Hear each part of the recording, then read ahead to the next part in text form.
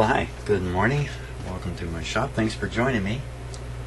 We're going to carry on with this, it's a little bit surprising,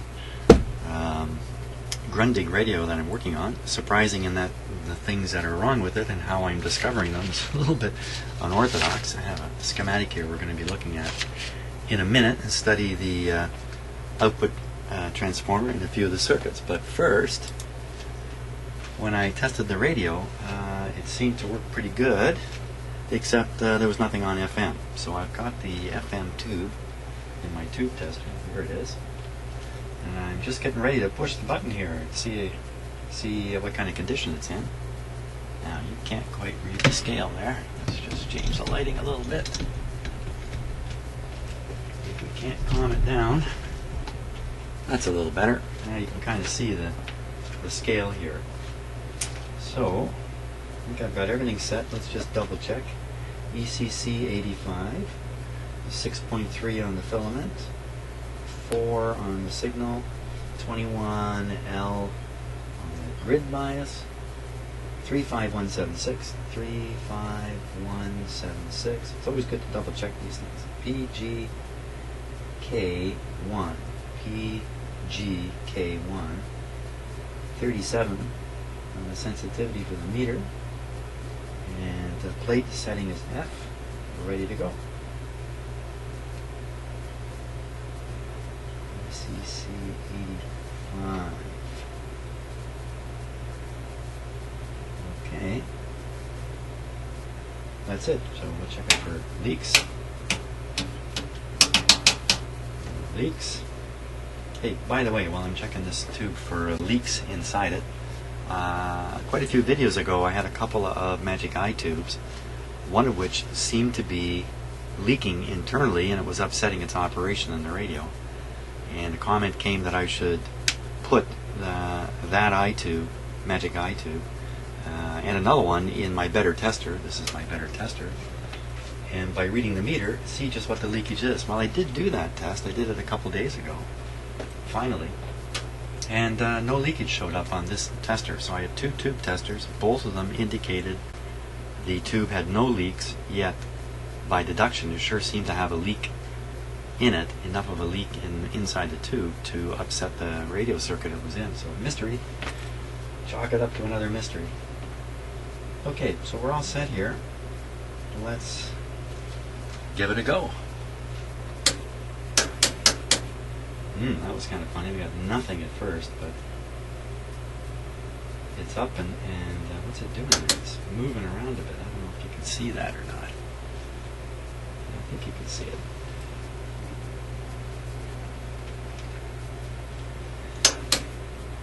There we are. That's a little better. Now, it's supposed to be above 1250. You see, it's actually, yep, just above 1250. So that's testing good. Now there's two sections to this tube. We'll get the other section this way. No leaks. Test. Tests a little higher, doesn't it? But that indicates the tube is good. Good and hot. Good and hot now. So we can put that back in the radio.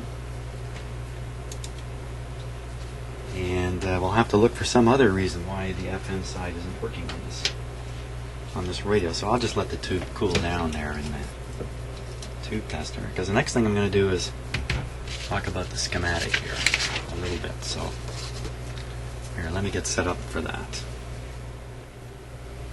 Okay, so what we're going to look at here is the output circuitry around this output transformer. Last video I replaced 2 capacitors and I replaced a high wattage resistor with these 3 medium wattage resistors. I didn't cut this little tail off of here. So this has raised some questions in my own mind about how this works, what are those capacitors doing, and how do you run electrostatic speakers anyway, because this radio has a regular voice coil type speaker everyone's familiar with, and then it has a couple of electrostatic tweeters in it, which are quite common in these European radios. not common at all in North American radios. So my familiarity with them is quite limited. And although I've worked on, oh jeepers, two dozen European radios, I've actually never had an occasion to really study how the output for these work. So here's my chance. And hey, come on along with me. Let's take a look at this schematic. So here we're looking at the output circuits. And all I've done, I just have a camera aimed at the piece of paper here so I can point with my finger. Bit of a low-tech solution these days, but should work okay. And in fact, maybe I need a little bit of a pointer here. There we go. Okay, so this is obviously the output tube, EL84, very common output tube. Right away you can look down and see there's a resistor here, low resistance, 170 ohms, with a big fat capacitor going across it. So this is the cathode resistor, which is generating a voltage between the cathode and the grid. That's kind of a bad way to say it, but a voltage will develop between the grid and the cathode, making the grid more negative than the cathode, and that's how they do the biasing. It's very, very common. So that's what's going on with this tube. This is a single-ended amplifier. It's not push-pull. There aren't two of these tubes hooked together. It's just one tube all by itself. So that's what kind of output is here in this radio. So if we look at where the output of it is going, and it comes off the plate here, we can see in one case it shoots down, goes through this big transformer. This is the output transformer, and works its way back to the power supply. There's both a DC circuit here and the AC signal circuit working inside this coil. And I shouldn't say DC working, those two words don't go together very well. But in any case, an output is derived here on the other side of the transformer, and look, that's fed to this speaker. Now right away, here's something interesting. There's a coil here and another coil here. And there was a comment made on the last video about those coils. Those coils, here, let me move the camera here, I'll show them to you. If I can get them in focus. There they are, in the back there, the two yellow coils, which are just lead wire going to the speaker. And so my naive assumption at first was, well, they put in long wires so you can extract the chassis and leave the speaker connected, and they just coiled up the excess wire. No, that's not right at all. Good guess, but wrong. Dead wrong. First of all, if they had done that, they were wasting their time, because there's another set of wires that goes to the electrostatic speakers. There's no excess wire coiled up there. And the chassis, as it sits right now, half out of the radio, by the way. If you remember in the last video, I almost dropped the entire chassis out of the radio because I had taken the screws out and kind of forgotten about that. The reason the chassis didn't come out any further is, in fact, the speaker wire here, which goes to the electrostatic speakers, is pulled tight. So that's what actually saved the radio from coming out. The other leads going to the regular speaker, the voice coil speaker, maybe we can even call it a magnetic speaker, they didn't get pulled or distorted in any way. So those two coils are here. Here they are. And I'm sure I've seen radios in the past where those coils have been stretched out by previous people. I don't think I've ever actually stretched one out, and I certainly won't in the future, because now I realize that these coils are doing something. Now what they're doing exactly, I don't know. I'm going to guess. They restrict the high frequencies going to the speaker. This speaker won't reproduce very high frequencies very well. That's why it has these two electrostatic speakers up here, which we're going to talk about in a minute. So it's either to do that, it's either to kind of take the highs out of this speaker, or it's to stop some other kind of oscillation which maybe can develop in this circuit. So maybe this suppresses some high frequency thing, something you can't even hear, but would nevertheless put a load on the tube. So I don't really know what these coils are here for. Somebody might know exactly what they're there for, but it's going to be something like that. So for sure, we don't want to distort or disturb these coils. They're important. So a good lesson learned for me. So So other than these two coils, this is just a straightforward output transformer with a magnetic type speaker. There's nothing unusual going on here at all. When we take a look at these two electrostatic speakers, first of all, just take a look at how they've shown them in the circuit diagram. Like this one down here has a coil, and that's the voice coil that really exists inside the speaker. But you see, they don't show a coil on these two guys. In fact, this guy's got dotted lines, so I think maybe some of these radios have this second speaker and some don't. This radio does have a second speaker, so this one exists, this electrostatic speaker. So the way they've shown it is just a bar here, a big black bar. It's not a very telling way to show this.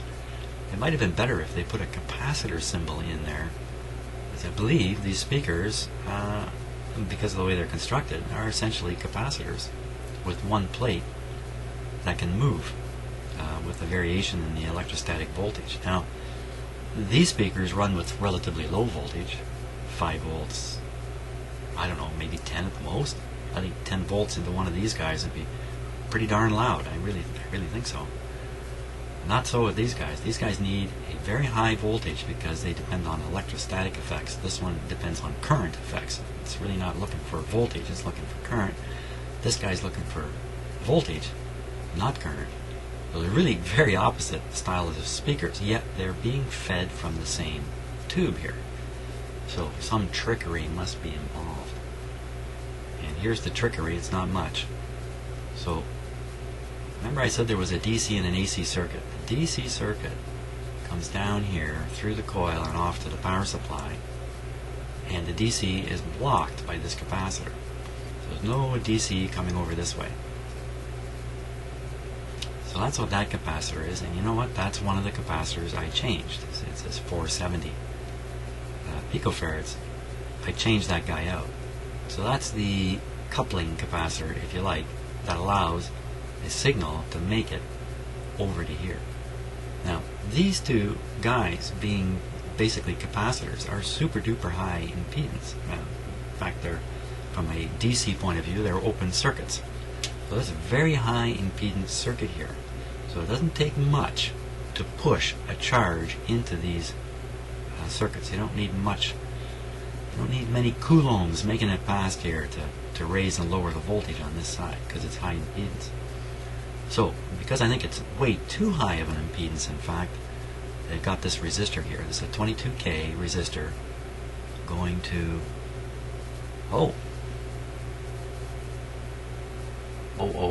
Okay, isn't that interesting? I didn't notice that before. Going to a supply of 240 volts. Okay, so I really don't know a lot about how electrostatic speakers work, but it would look as though they must have a DC voltage sitting on them, like a bias voltage sitting on them. I guess that kind of makes some sense. So under that DC voltage, these plates would be pushed in one direction to a stable position. Stable voltage, stable position here. And then on top of that, a signal is being passed from the tube here, being put on top of this DC bias voltage. And then that variation is causing the plates to move, or the plate, this plate in the speaker here, to move a bit. Now, okay, so that's interesting. So there's got to be a high voltage sitting on here. Oh, I'm glad I noticed that, because earlier when I was studying this, I missed that. I missed that little voltage thing there.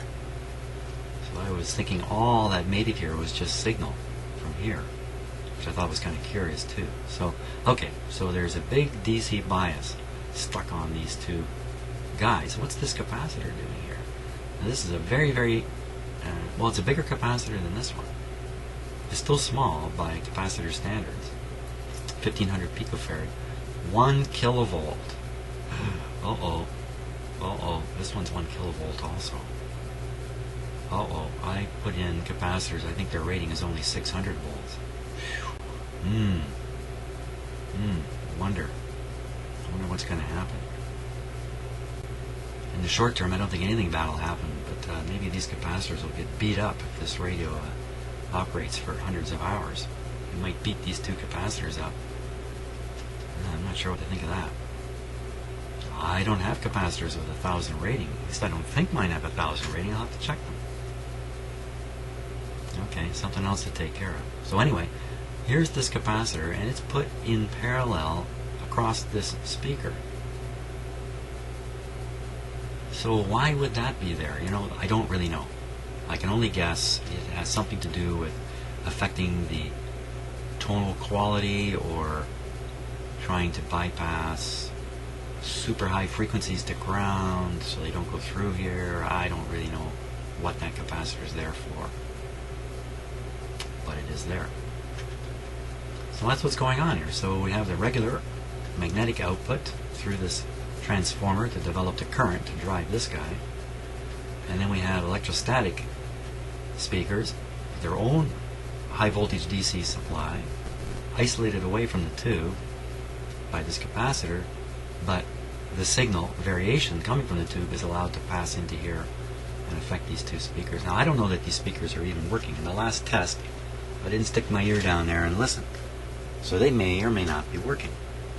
And we have a high voltage there that we can test for. And the high voltage should be found at the top of this resistor or where these two capacitors join, because you see they're joined. So I can see that spot on the radio where they're joined, so I know where to test for high voltage. So that's the story there. Now I know a little more about how these things work. I have a little better understanding of what's going on. That means I've eliminated 5 or 6 mistakes I could easily have made, but never got around to making. So we'll put this tube back in. Now the problem on the FM could be everything from lack of B plus to this tube, the tube not making proper contact, which maybe I've solved right now by simply putting it back in.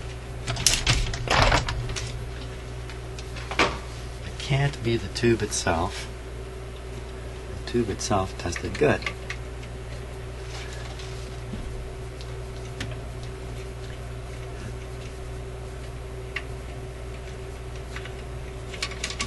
That's crazy. And that's so loose.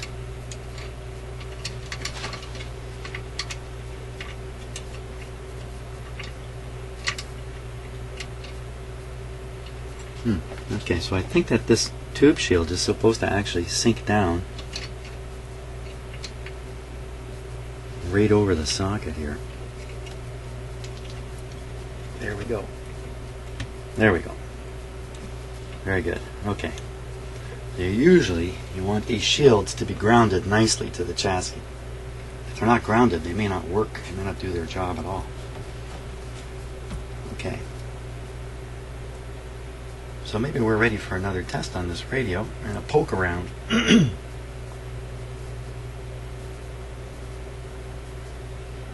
I think that's what we need to do. And maybe we'll get a better insight into 2 things. One is, what about those tweeters? Are they tweeting?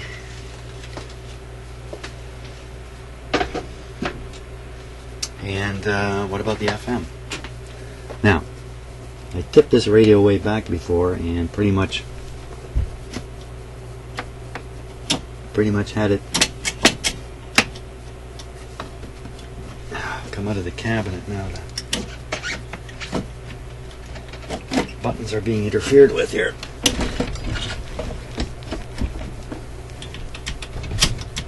Okay, so I have the AM button down. We know that one works. Just doing a quick safety check here.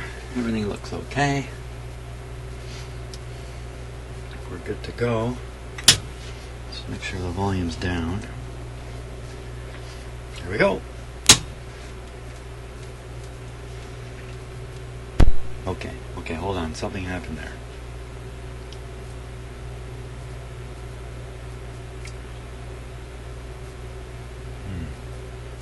I don't know if you could hear that or not, but there was some very, very slight clicking in the radio.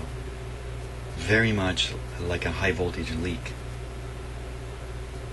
How could that be? I mean, I just turned it on. I just switched it on.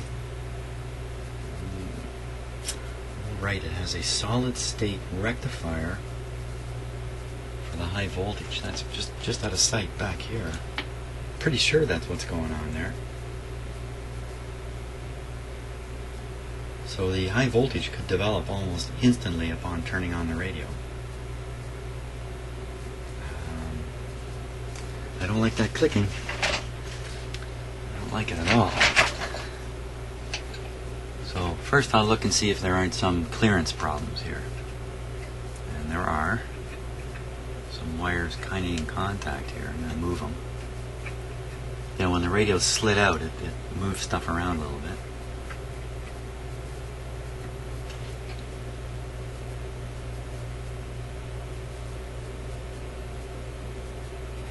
Okay, everything else seems pretty clear in there. Let's try it again. I'm going to do it in the dark here. Relative darkness, in case I can see something. As for hearing it on the microphone, boy, pretty sure that would be tough to do. But let's give it another go. Here we go.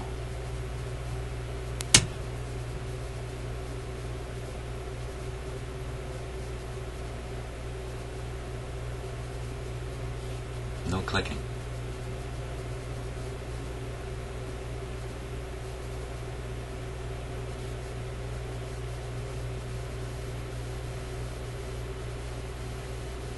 Yeah, I can hear it coming on.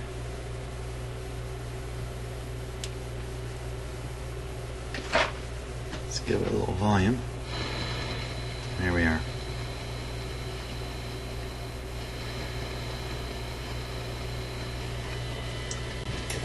Come out of the dark. So I think what happened there was a contact between the magnetic speaker wire lead and this resistor stuff I did here. When I moved the radio in and out, it caused some wires to get into contact there. So good thing I caught that. Pretty sure you don't want to feed B+ through your big speaker. Pretty sure of that.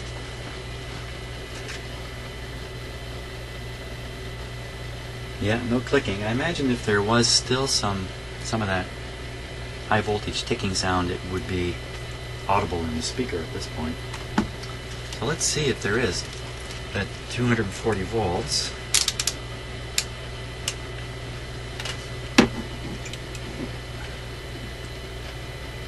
Going to the high voltage, going to the electrostatic speakers. A good spot here to put a ground. Nowhere. Okay. Gotta just hold on a sec. Gotta free up my arm here a little bit. Okay. So we're looking for 240 volts, probably 200 here. Let's see. What do we see? What is that? 193. So that's fine. I have restricted power going to the radio. Shouldn't be 240 there now. Something less because of the restriction. This radio is running on less than 100 volts in the outlet right now, so okay. I have to stick my ear right up against those speakers to see if they're working, which is a little hard to do right now. So let's try the FM side again, see if just popping the tube out and in has fixed that.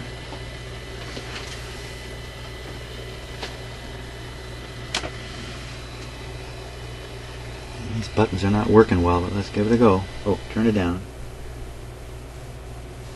There we go. Oh, listen. That's an FME sound, isn't it? But I got the volume way up. Plus a hum has come in.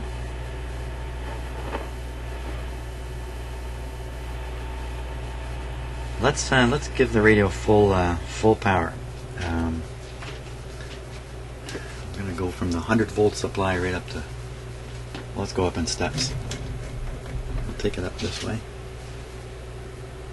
Well, I didn't take it up very much. 105 volts. I'll tune it now.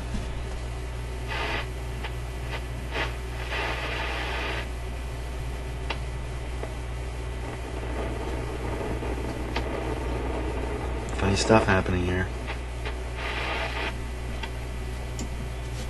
It's trying.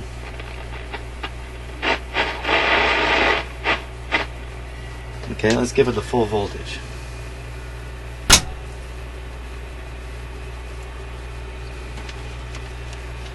Let's see what that speaker voltage is now with the full power on the radio. Should be 240 according to the schematic,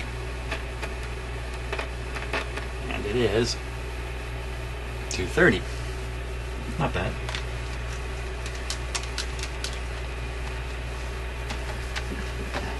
Tune on the FM.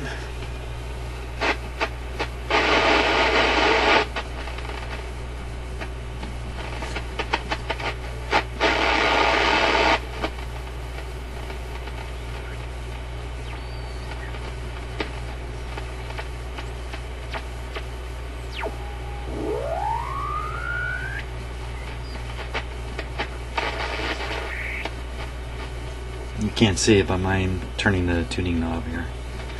So I'm guessing these, that's a station. I'm gonna guess that's what's going on. So, So I think it's sort of semi-working here. Definitely not satisfactory, of course. Nobody wants to listen to that. So we have some more trouble with the FM side here. Don't like that, because I find the FM side of radio is a little bit tricky to work on. Yeah. Maybe the next step here is to take a look at the schematic again and see if there isn't another tube implicated. I don't think so. I think with the AM running, that pretty much proves all these tubes are working properly. The only area that doesn't seem to be working right is the FM tube. You know, maybe it doesn't have any B+. Maybe the screen voltage is gone on it. A little tricky to test because it's mounted up inside this FM structure, if you like. You have to pull the radio out, pull this cover off, and then poke around the bottom of this tube. Make sure it's getting its voltages. I could always pull the tube out and test that way too, but I think I'd rather try to expose the bottom of it. So that's where we're at here. Oh, that was interesting. Did it start working there? Let me turn it back on again.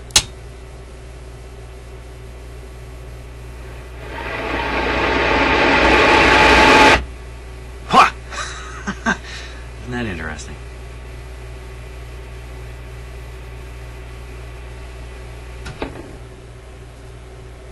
Let's try that one more time. I'm going to turn it on, just let it warm up. It seems to start operating and then it just shuts up.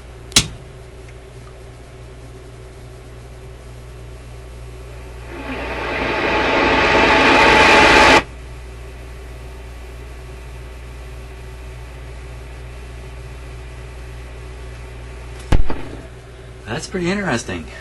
That's really interesting. What would cause that? And if you're shouting out bad capacitor, well, you might be right, but we need a little more information than that. That's pretty interesting. Gee, I wonder if I have another one of these tubes. ECC 85 6AQ8. I think maybe I should try swapping that tube before I do much more on there. So I'm going to go hunt for a tube, see if I have one here.